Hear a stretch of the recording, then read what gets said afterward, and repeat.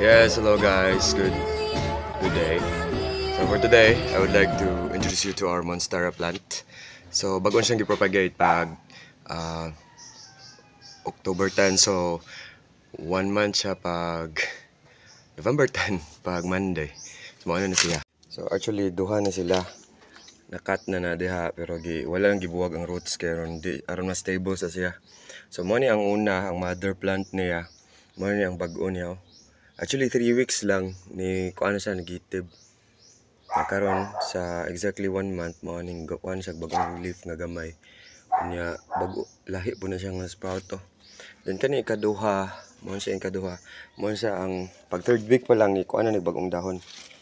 Full mature na siya. Mo gini ang way pakay nga monstera nga dahon guys. Na yung kuan-kuan gisi-gisi sa kilid tapos sa tunga na yung mga ligin-ligin elliptical.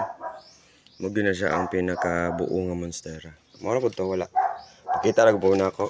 Mo na siya.